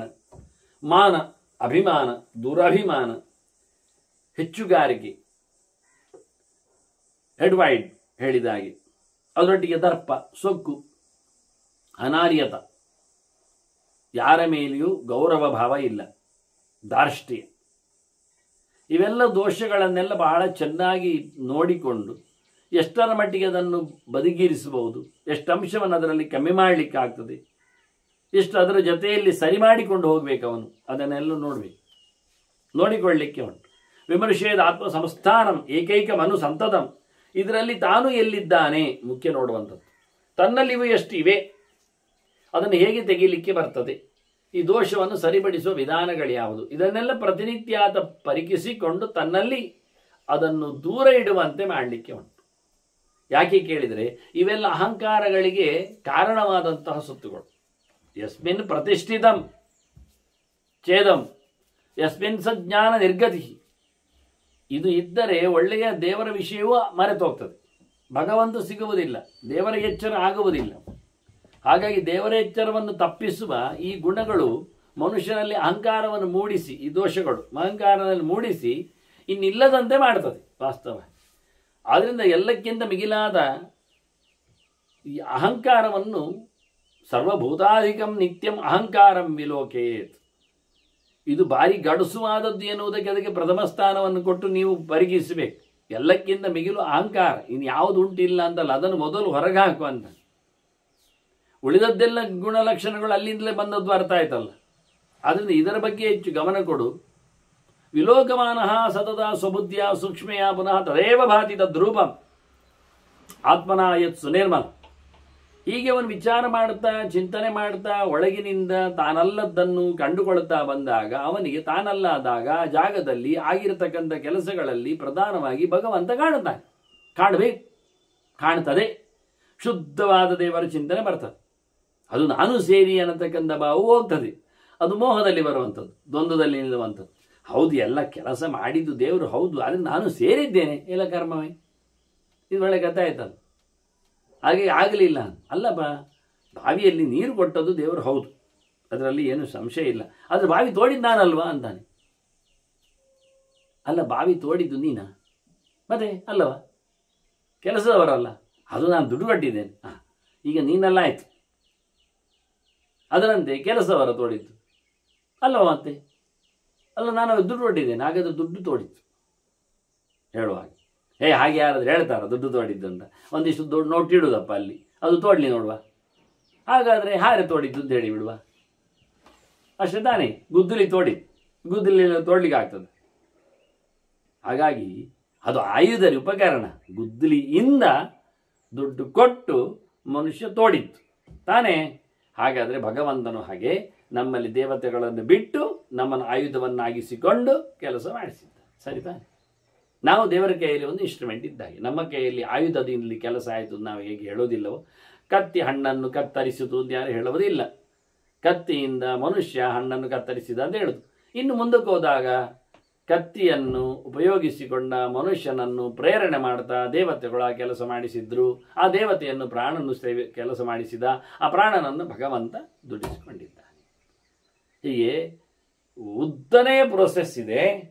ಅದು ಅತಿ ಸೂಕ್ಷ್ಮವಾದದ್ದನ್ನು ಸೂಕ್ಷ್ಮಯ ಸ್ವಬುದ್ಧಿಯ ಪುನಃ ವಿಲೋಕಯಾನ. ಬಹಳ ಗಂಭೀರವಾಗಿ ಸೂಕ್ಷ್ಮವಾಗಿ ಇನ್ನಷ್ಟು ಆಳಕ್ಕಿಳಿದು ನೀನು ಚಿಂತನೆ ಮಾಡಿದೆ. ಹಾಕಿದ್ದೇನು ಬಟ್ಟೆ ಹೇಳಿಬಿಟ್ರೆ ಮುಗೀತಾ? ಸರಿಯಾಗಿ ನೋಡು. ಬಟ್ಟೆಯಲ್ಲಿ ಬಣ್ಣ ಉಂಟು, ಹಾಗಾದರೆ ಬಣ್ಣ ಎಲ್ಲಿ ಬಂತು? ಬಣ್ಣದ ನೂಲಿನಿಂದ ಆಯಿತು. ನೂಲು ಯಾರು ಮಾಡಿದ್ರು? ಅದಕ್ಕೆ ಬೇಕಾಗಿರ್ತಕ್ಕಂಥ ರಾ ಮೆಟೀರಿಯಲ್ ಅಂತ ಹೇಳ್ತೇವೆ. ಅದು ಎಲ್ಲಿಂದ ಸಿದ್ಧ ಆಯಿತು ಅಂತೇವೆ. ಹತ್ತಿಯೋ ಅಥವಾ ರೇಷ್ಮೆಯೋ ಅಥವಾ ಊಲಿದ್ದು ಗಮನಿಸ್ತಾ ಹೋಗ್ಬೇಕಲ್ಲ ಮುಂದಕ್ಕೆ. ಅದು ಅತ್ಯಂತ ಸೂಕ್ಷ್ಮ. ಹೇಳುವಾಗ ಹತ್ತಿ ಬಟ್ಟೆ, ರೇಷ್ಮೆ ಪತ್ರ, ಉಲ್ಲನ್ ಶಾಲ್ ಇಷ್ಟು ಹೇಳಿಬಿಡ್ತೇವೆ, ಮುಂದೆ ಹೋಗ್ತೇವೆ. ಆದರೆ ಅದರ ಬೆನ್ನ ಹಿಂದೆ ಅತ್ಯಂತ ಸೂಕ್ಷ್ಮವಾದದ್ದು ಕಾಣದೇ ಇರತಕ್ಕಂಥ ಕೆಲಸ, ಪ್ರಪಂಚ, ವ್ಯವಸ್ಥೆ ಎಲ್ಲ ಆಗ್ತಾ ಹೋಗ್ತದೆ. ಅಲ್ಲಿ ಎಲ್ಲ ನಾನು ಇಲ್ಲೇ ಎನ್ನುವುದು ಅರ್ಥ ಆಗ್ತದೆ. ಆದ್ದರಿಂದ ನೋಡುವಾಗ, ಕಾಣಲಿಕ್ಕೆ ಹೋಗುವಾಗ ಇದು ದೇವರು ಎನ್ನುವುದು ಅರ್ಥ ಆಗ್ತದೆ. ಭಗವಂತನ ದರ್ಶನ ಆಗುವ ಕಾರಣ ಒಂದೊಂದು ಹುಡುಗುವುದು. ನೇತ್ಯಾತ್ಮ ಗೃಹ್ಯತೆ ಅನ್ನುವ ನೆಲೆಯಲ್ಲಿ ಭಗವಂತನ ಚಿಂತನೆಯನ್ನು ಹೇಳುತ್ತಾ ಇದ್ದಾನೆ. ಶಿಷ್ಯ ಕೇಳುತ್ತಾನೆ. ಒಂದಷ್ಟು ದೋಷಗಳ ಬಗ್ಗೆ, ಬಿಡಬೇಕಾದ ಸಂಗತಿಗಳ ಬಗ್ಗೆ ಎಲ್ಲ ಹೇಳಿದ್ರಿಂದ ಕೇ ದೋಷಾ ಮನಸಾ ತ್ಯಕ್ತಾ, ಯಾವ ದೋಷಗಳು ಮಾನಸವಾಗಿ ಬಿಡ್ಲಿಕ್ಕೆ ಆಗ್ತದೆ, ಬಿಟ್ಟಿರ್ಲಿಕ್ಕೆ ಬರ್ತದೆ, ಯಾರು ಬಿಟ್ಟಿದ್ದಾರೆ, ಹೇಗೆ ಬಿಡ್ತಾರೆ. ಅದರಂತೆ ಕೇಚ ಬುದ್ಧಿಯ ಶಿಥಿಲೀಕೃತ, ಬುದ್ಧಿಯಿಂದ ಗಡುಸಾಗಿ ಅದನ್ನು ನಿಧಾನಕ್ಕೆ ಆ ದೋಷಗಳನ್ನು ಕಮ್ಮಿ ಮಾಡಿಕೊಳ್ಳಿಕ್ಕೆ, ಶಿಥಿಲಿ ಕೆಲಸ ಇಲ್ಲ ಅಂತ ಮಾಡಲಿಕ್ಕೆ, ಬ್ರಿಟ್ಲ್ ಮಾಡಿಬಿಡುದು. ಗಟ್ಟಿಮುಟ್ಟಾಗಿ ನಮಗೆ ಕಾಮನೆಗಳು ನಮ್ಮನ್ನು ಹದಗೆಡಿಸುವುದಿಲ್ಲ. ಯಾಕೆ? ನಾವು ಬಂದಿರತಕ್ಕ ಕಾಮ ದೋಷವನ್ನು ನಿಧಾನಕ್ಕೆ ಬುದ್ಧಿಯಿಂದ ನಿರ್ಣಯ ಮಾಡತಕ್ಕಂಥ ಒಂದು ಚಾಲ್ತಿಯಲ್ಲಿ ಅದಕ್ಕೆ ಅದರ ಸ್ಥಾನಮಾನವನ್ನು ಕೊಡ್ತದೆ. ಅಷ್ಟೇ, ಪ್ರಯೋಜನ ಅಂತ ಆಗಿಬಿಟ್ಟು. ಹಾಗೆ ಬುದ್ಧಿಯಿಂದ ಮನಸ್ಸಿನಿಂದ ಮಾಡಿಕೊಂಡಾಗಿ ಕೇಳ್ತಾನೆ. ಕೇ ಪುನಃ ಪುನಃ ಅಯಾಂತಿ, ಮತ್ತೆ ಮತ್ತೆ ಬರತಕ್ಕ ದೋಷಗಳು ಯಾವುದು? ತೆಗೆದು ಸಹ ಬಯಕೆ ಬೇಡ ಹೇಳಿದ್ರು ಮತ್ತೆ ಉದ್ಭವ ಆಗ್ತದೆ, ಸಿಟ್ಟು ಬೇಡ ಹೇಳಿದ್ರು ಮತ್ತೆ ಸಿಟ್ಟು ಮೇಲೆ ಬರ್ತದೆ. ಆದರೆ ಇವನ ಹತ್ರ ಕೇಳ್ತಾನೆ, ಅದೆಲ್ಲ ಯಾವ ಭಾವಗಳನ್ನೆಲ್ಲ ನಾವೆಲ್ಲ ಸರಿ ಮಾಡಿಕೊಂಡು ಚಿಂತನೆ ಮಾಡಲಿಕ್ಕೆ ಹಾಗೆ ಹೀಗೆ ಅಂತ ಹೇಳಿದ್ದೆಲ್ಲ, ಯಾವ ಭಾವಗಳು ಮತ್ತೆ ಮತ್ತೆ ಬರ್ತಾವೆ ನಮ್ಮೊಟ್ಟಿಗೆ, ಹೇಗಿರ್ತಾವೆ? ಕೇ ಮೋಹಾದ ಜಲ ಇವ, ಯಾವುದು ನಮ್ಮ ಎಚ್ಚರ ತಪ್ಪಿ ಗಟ್ಟಿಯಾಗಿ ಕೂತ್ಕೊಳ್ತದೆ. ಕೆಲವು ದೋಷಗಳು ಮನೆಯಲ್ಲಿ ಕೂತದ್ದು ಗೊತ್ತೇ ಆಗೋದಿಲ್ಲ. ಆ ಸೋಮಾರಿಗೆ ಏನು ಗೊತ್ತೇ ಆಗೋದಿಲ್ಲ. ಆಯ್ತು ಮಾಡ್ತೇನೆ ಹೀಗೆ ಹೇಳ್ತಾನೆ, ದಿನ ದುಡ್ತಾನೆ, ಏನು ನಡೆಯುವುದೇ ಇಲ್ಲ. ಇಡೀ ಜನ್ಮವನ್ನು ದುಡ್ತಾನೆ, ಏನು ನಡೆದೇ ಇಲ್ಲ. ಮತ್ತೊಂದು ಜನ್ಮದಲ್ಲಿ ಬರ್ತಾನೆ, ಅದು ದೂಡಿರ್ತಾನೆ, ನಡೆದೇ ಇಲ್ಲ. ಈಗ 100 ಜನ್ಮಗಳು ನಡೆಯದೇ ಹೋಗ್ತವೆ. ಅಚಲ ಇವ. ಕೇಶಾಂ ಬಲಾಬಲಂ ಬುದ್ಧಿಯ ಹೇತುವಿಹಿ ವಿಮರ್ಶೇತ್ ಬುಧಃ. ಮೊದಲು ಹೇಳುವಾಗ ಗುರುಗಳು ಹೇಳಿದರು, ಹೇತುಗಳನ್ನೆಲ್ಲ ಹಾಕಿ ವ್ಯಾಪ್ತಿಗಳನ್ನೆಲ್ಲ ತಿಳಿಸಿ ಕಾರಣಗಳಿಂದ ಕಾರ್ಯವನ್ನು ಗಟ್ಟಿ ಮಾಡಲಿಕ್ಕೆ ಬರ್ತದೆ ಅಂತ. ಬಹಳಷ್ಟು ದೊಡ್ಡ ಮಟ್ಟಿನ ನೀರಿನ ಹರವು ಹೋಗಿಬಿಟ್ರೆ ಮೇಲೆ ಜೋರಾಗಿ ಘಟ್ಟದಲ್ಲಿ ಮಳೆ ಬಿದ್ದಿದೆ, ಅದು ಇಳಿದು ಬಂದದ್ದು ಮಳೆ ಅಂತ ನಮಗೀಗ ಅರ್ಥ ಆಗ್ತದೆ. ಅಂದ ಕಾರಣವನ್ನು ಮತ್ತೆ ಯಾರು ಹೇಳಿದ, ಹೌದು ಅಲ್ಲಿಂದ ಘಟ್ಟದ ಒಂದು ಹೇಳಿದ, ಮೊನ್ನೆ ಭಾರಿ ಜೋರು ಮಳೆ ಇತ್ತು ಅಲ್ಲಿ ಹೇಳಿಯೋಣ, ಅದು ಸರಿ ಆಯಿತು, ನಿಮ್ಮಲ್ಲಿಗೆ ಬಂದ ಮಳೆ ನಮ್ಮಲ್ಲಿಗೆ ತೋಡಲ್ಲಿ ಹರಿದು ದೊಡ್ಡ ಪ್ರವಾಹ ಮಾಡಿದೆ ಎನ್ನುವುದು ಅರ್ಥ ಆಗ್ತದೆ. ಹಾಗೆ ಚಿಂತನೆ ಮಾಡಿಕೊಂಡು ಅರ್ಥ ಮಾಡಿಕೊಳ್ಳಲಿಕ್ಕೆ ಬರ್ತದೆ, ನೋಡಲಿಕ್ಕೆ ಆಗ್ತದೆ. ಅದನ್ನು ಯಾವುದರ ಬಲವನ್ನು ಯಾವುದು ದುರ್ಬಲ ಅಂತೇಳಿ ನಾನು ಹೇಗೆ ಅದನ್ನು ಗಮನಿಸುವುದು, ಗಟ್ಟಿ ಮಾಡುವುದು, ಅವುಗಳ ಲಕ್ಷಣ ಏನು, ಬಲಾಬಲದ ತೀರ್ಮಾನದ ಕಥೆ ಹೇಗಿರ್ತದೆ, ಎಷ್ಟು ಬಲ ಯಾವುದಕ್ಕೆ, ಎಷ್ಟು ಬಲ ಯಾವುದಕ್ಕೆ ಅಂತ ಹೇಗೆ ಗುಣಗಳನ್ನೆಲ್ಲ ಅವಲೋಕಿಸಿಕೊಂಡು ಚಿಂತನೆ ಮಾಡಬೇಕು. ಹೇಳಿದ್ದಕ್ಕೆ ನಾವು ಗುಣಗಳನ್ನು ದೂಡಿಕೊಂಡು ಎಲ್ಲಿಯೋ ಇಲ್ಲದೆ ತಪ್ಪಿಸಿಕೊಂಡು ಹೋಗ್ತೇವೆ. ಅದನ್ನು ಯಾವ ಕಾರಣಗಳಿಂದಾಗಿ ನಾನು ಇದನ್ನೆಲ್ಲ ಅರ್ಥಸಂಧಾನ ಮಾಡಿಕೊಂಡು ಗಟ್ಟಿ ಮಾಡಲಿಕ್ಕೆ ಆಗ್ತದೆ ಅಂತ ಕೇಳ್ತಾನೆ. ಗುರುಗಳು ಹೇಳ್ತಾರೆ, ನಿನಗೆ ನಾನು ಹೇಗೆ ಎನ್ನುವುದನ್ನೆಲ್ಲ ಹೇಳಿ ಆಯ್ತಲ್ಲ, ಹೇಳಿದ್ದೇನೆ ತೃಪ್ತಃ. ಇವ ನನಗೆ ವಕ್ಷ್ಯ ಅಂತಾನೆ, ವಕ್ಷ್ಯೇ ತತ್ ಅಂತ. ವಕ್ಷ್ಯೇ ತತ್ ಅಂದರೆ ವಕ್ಷ್ಯೇ ತತ್ ಅಂತಲ್ಲ, ಹೇಳುತ್ತೇನೆ ಅದನ್ನು ಅಲ್ಲ, ವಕ್ಷ್ಯೇ ತತ್ ಅಂತ ಹೇಳಿ ನೀವು ಅದನ್ನು ಅಂತ ಅವ ಕೇಳಿತ್ತು. ಹೇಳುವಾಗ ವಕ್ಷ್ಯೇ ತತ್ ಅಂತ ಬರೆಯುವ ಕ್ರಮ, ಮಾಸಕೃತಿ ಇದ್ದಾಗೆ. ಮಾಸಕೃತ ಅಂದರೆ ಒಟ್ಟು ಬರೆದ್ರೆ ಮಾಸವನ್ನು ಮಾಡುವ ಚಂದ್ರ ಸಿಗ್ತಾನೆ ನಮಗೆ, ತಿಂಗಳು ಮಾಡುವವನು. ಸಕೃತ್ ಅಂತ ಬೇರೆ ಮಾಡಿದರೆ ಒಮ್ಮೆ ಬೇಡ ಅಂತ ಅರ್ಥ ಆಗ್ತದೆ. ಸಕೃತ್ ಅಂದ್ರೆ ಒಮ್ಮೆ ಅಂತ ಅರ್ಥ, ಬೇಡ, ಒಮ್ಮೆ ಬೇಡ, ಸುಮಾರು ಸರ್ತಿ ಬನ್ನಿ ಅಂತ ಹೇಳಿದಾಗ ಆಯ್ತು. ಸಕೃತ್ ಒಮ್ಮೆಯೂ ಬೇಡ ಅಂತ ಹೇಳಲಿಕ್ಕೂ ಆಗ್ತದೆ. ಏನು ಕೇಳಲಿಕ್ಕೆ ಹೋದರೆ ಒಮ್ಮೆಯೂ ಬೇಡ ಪ್ರಯತ್ನಿಸುವಂಥದ್ದು ಹೇಳಿದ್ರೆ ಆಗ್ತದೆ. ಅದರಿಂದ ಅದನ್ನು ಹೇಳುವಾಗ ಸಕೃತ್ ಹೇಳಿದ್ನ, ಸಕೃತ್ ಅಂತ ಒಂದು ಚೂರು ಸ್ಪೇಸ್ ಕೊಟ್ಟು ಮಾತಾಡಿದ್ದಾನ ಅಂತ ನೋಡಿಕೊಳ್ಳುವುದರಲ್ಲಿ ಕೆಲವೊಮ್ಮೆ ವಿಷಯ ಇರ್ತದೆ. ಹಾಗೆ ಇಲ್ಲಿ ಸಹ ವಕ್ಷ್ಯೇ ತತ್ ಅಂತ ಹೇಳಿದ್ನ, ವಕ್ಷ್ಯೇ ತತ್ ಅದು ಹೇಳುವಾಗ ವಕ್ಷ್ಯೇ ತತ್ ಅಂತ ಹೇಳಿದ್ದ. ಇದನ್ನು ಹೇಳಿದ್ದ ಎಷ್ಟೋ ಜನದ್ದು ಗೊತ್ತಾಗದೆ ಆಚೀಚಾಗಿ ಯಾವುದಾದ್ರು ಹುಡುಕುವ ಕಷ್ಟ ಆಗಿತ್ತು. ಶಿಷ್ಯ ಕೇಳಿದ್ದ ಕೇಳ್ತಾನೆ, ನಿನಗೆ ಹೇಳಿದ್ದಲ್ಲ ಏತು ರುಕ್ತಃ, ಹೇಳಿದ್ದೇನೆ. ಎಂತ ಹೇಳಿದ್ರಿ? ಶಾಂತತ್ವ ಅಂತ ಒಂದು ಹೆಸರು ಹೇಳಿದ್ದೇನೆ. ಸುಖದ ಹೇಳಿದ್ದಲ್ಲ, ಅದನ್ನು ನಿಲ್ಲಿಸಬೇಕು, ಸಹನೆ ಪಡಿಬೇಕು, ಬಂದಾಗೆಲ್ಲ ಅದಕ್ಕೆ ಒಗ್ಗಿಕೊಂಡು ಇಂದ್ರಿಯಗಳ ಜೊತೆಯಲ್ಲಿ ಕುಣಿದು ಬಿಡುವುದಲ್ಲ, ಕೋಪತಾಪಗಳಿಗೆ ತನ್ನನ್ನು ಮಾರಿ ಬಿಡುವುದಲ್ಲ, ಆದಷ್ಟು ಕಂಟ್ರೋಲ್ ಮಾಡಲಿಕ್ಕೆ ಉಂಟು. ಯಾಕೆಂದರೆ ಸುಖದ ಕೊಪ್ಪರಿಗೆ ಮುಂದೆ ತಿನ್ನಲಿಕ್ಕೆ ಉಂಟು, ಪಡಿಲಿಕ್ಕೆ ಆಗ್ತದೆ, ಒಮ್ಮೆಲೆ ಹಾರಲಿಕ್ಕೆ ಸಿಗುವುದಿಲ್ಲ, ಅದಕ್ಕೆ ಜಾಗಗಳು ಬೇಕು. ಈ ಜನ್ಮದಲ್ಲಿ ಆಗುವಂತ ಓದಿಕೊಂಡದ್ದಿಲ್ಲ, ಜನ್ಮಾಂತರ ಕೊಡಬೇಕಾಗ್ತದೆ, ಬೇಕಿರ. ಅದರಿಂದ ಶಾಂತತ್ವಾತ್ ಇನ್ನೊಂದು ಅಪರಾಂತಾಚ್. ಸರಿಯಾಗಿ ಅಪರರು ಯಾರಿದ್ದಾರೆ? ಅಪರರು ಅಂದ್ರೆ ಅಪರರು ಅಂತ, ಅಂದ್ರೆ ಭಗವಂತ, ಆಹ ಇತಿ ಬ್ರಹ್ಮನ್. ದೇವರು ಪರರು ಯಾರಿದ್ದಾರೆ? ಅವರಲ್ಲಿ ನಿರ್ಣಯ ಮಾಡಿಕೊಳ್ಳಿಕ್ಕೆ ಉಂಟು. ಅವರು ನಿರ್ಣಯ ಮಾಡಿಕೊಂಡಿದ್ದಾರೆ. ಅವರಲ್ಲಿ ಹೋಗಿ ನೀನು ಅಂತ ಅವರ ಕಡೆಗೆ ಹೋಗು, ಅವರ ಸಮೀಪದಲ್ಲಿ ಇರು, ಅವರ ಚಿಂತನೆ ಕೊಡ್ಲಿ, ಅವರ ಪಾಠ ಮಾಡಲಿ, ಆನಂತರ ಮುಂದುವರಿ. ಬಹಳ ಸುಂದರವಾಗಿ ಇದನ್ನು ಹೇಳ್ತಾನೆ. ಮತ್ತೊಂದು ಕಾರಣ ಉಂಟು ಅಂತ ಕೇಳಿದ್ರೆ, ಆರಂಭಾಚಾಭಿಜೇಕತಃ, ಶುರು ಮಾಡು ಏನಾದರೂ, ಏನು ಒಳ್ಳೆಯದನ್ನು, ಒಳ್ಳೆಯ ಕರ್ಮ ಮಾಡುವ ಮೂಲಕ ಒಳ್ಳೆಯ ರಿಸಲ್ಟ್ ಬರ್ತದೆ. ನಾವು ಶುರುವೇ ಮಾಡದಿದ್ದರೆ, ಹಚ್ಚಿಕೊಳ್ಳದೇ ಇದ್ದರೆ, ಹೊರಡುವುದೇ ಇಲ್ಲದಿದ್ದರೆ, ಪ್ರಯತ್ನವೇ ಆಗದಿದ್ದರೆ ಆಗುದೇ. ಆದ್ದರಿಂದ ಕೃಷ್ಣ ಹೇಳಿದ, ಅರಮ ಮಾತ್ರ ಮಿಚ್ಛಾವ ವಿಷ್ಣು ಧರ್ಮೇ ನನಿಷ್ಫಲ ಅಂತ. ನೇಹಾಭಿಕ್ರಾಮ ನಾಶೋಸ್ತಿ ಪ್ರತ್ಯವಾಯನ ವಿದ್ಯತೆ ಎಂಬುದು ಕೃಷ್ಣನಿಗಿದೆ. ಸ್ವಲ್ಪಮಪ್ಯಸ್ಯ ಧರ್ಮಸ್ಯ ತ್ರಾಯತೆ ಮಹತೋಪಯತಿ. ದೇವರ ವಿಷಯದಲ್ಲಿ ಮಾಡಿದ ಸಣ್ಣ ಕೆಲಸವು ದೊಡ್ಡ ಮಟ್ಟಿನಲ್ಲಿ ನಮ್ಮ ಆಪತ್ತಿನಿಂದ ಪರಿಹಾರ ಮಾಡಿ ಲಾಭವನ್ನು ತಂದುಕೊಡ್ತದೆ ಅಂತ. ಅದನ್ನ ಆರಂಭಾಚಾಪಿ ಚೈಕತಃ, ಒಂದು ಕಡೆಯಿಂದ ಒಳ್ಳೆಯ ಕೆಲಸ ಶುರು ಮಾಡ್ತಾ ಇರು, ಒಳ್ಳೆಯ ಕೆಲಸ ಮಾಡ್ತಾನೇ ಇರು. ಒಳ್ಳೆಯ ಕೆಲಸದಿಂದ ಅವನಲ್ಲಿ ಒಳ್ಳೆಯ ಗುಣಲಕ್ಷಣಗಳು ಮೈಗೂಡಿಕೊಳ್ಳುತ್ತಾರೆ. ಮಾಡುವಾಗ ಸೈರಣೆ ಇರ್ತದೆ, ಸುಮ್ಮನೆ ಇರಬೇಕಾಗ್ತದೆ, ಉಪವಾಸವನ್ನು ಇಷ್ಟಪಡಬೇಕಾಗ್ತದೆ. ಹೀಗಾಗಿ ದೈಹಿಕವಾದ ಶೋಷಣೆಗಳಾಗ್ತವೆ. ಅಂದರೆ ತಪಸ್ಸು ಬರ್ತದೆ, ಶಾಂತಿ ಬರ್ತದೆ. ಕ್ರಮ ಆದರೆ, ಸಂಕಟ ಆದರೆ ಅದನ್ನು ಒಪ್ಪಿಕೊಳ್ಳುತ್ತಾನೆ. ಹೀಗೆ ಒಂದೊಂದೇ ಧರ್ಮಗಳನ್ನು ಇಟ್ಟುಕೊಳ್ಳಲಿಕ್ಕೆ ಬರ್ತದೆ. ಆದ್ದರಿಂದ ಒಳ್ಳೆಯ ಕೆಲಸ ಆರಂಭ ಮಾಡು, ದೇವರ ವಿಷಯದಲ್ಲಿ ಚಿಂತನೆಯನ್ನು ಕೊನೆಗೊಳಿಸು. ನಿರ್ಣಯ ದೇವರು, ಭಗವಂತನ ತಿಳಿದವರು. ಹೀಗಾಗಿ ಇಂತಹ ಒಂದು ಕಾರಣಗಳು ನಿನಗೆ ನಾನು ಹೇಳಿ ಆಯಿತು, ಇನ್ನೂ ನಿನಗೆ ಕೆಲವು ಬೇಕಾದ್ದನ್ನು ಹೇಳುತ್ತೇನೆ ಅಂತ ಗುರುಗಳು ಮತ್ತೆ ಅವನಿಗೆ ವಿಶೇಷವಾದ ಚಿಂತನೆಗಳನ್ನು, ಯಾವ ರೀತಿಯಲ್ಲಿ ಗುಣದೋಷಗಳ, ಮುಖ್ಯವಾಗಿ ದೋಷಗಳನ್ನೇ, ಅದನ್ನು ಕ್ವಾಲಿಟೀಸ್ ಎನ್ನುವ ಅರ್ಥದಲ್ಲಿ ಗುಣಶಬ್ದ ಪ್ರಯೋಗ ಮಾಡುವುದು, ದೋಷಗಳ ಬಗ್ಗೆ ಯಾವ ರೀತಿಯಲ್ಲಿ ಅದನ್ನು ಮಟ್ಟ ಹಾಕಲಿಕ್ಕೆ ಬರ್ತದೆ ಅನ್ನುವ ಬಗ್ಗೆ ಕೆಲವು ಮಾತುಗಳನ್ನು ಗುರುಗಳು ಬಣ್ಣಿಸ್ತಾರೆ. ಅದನ್ನು ಮತ್ತೆ ಸೇರಿದಾಗ ಚಿಂತನೆಗೆ ತರುವ ವಂದನೆಗಳೊಂದಿಗೆ ಶ್ರೀಕೃಷ್ಣಾರ್ಪಣಮಸ್ತು. ನಾರಾಯಣ ನಾರಾಯಣ ನಾರಾಯಣ.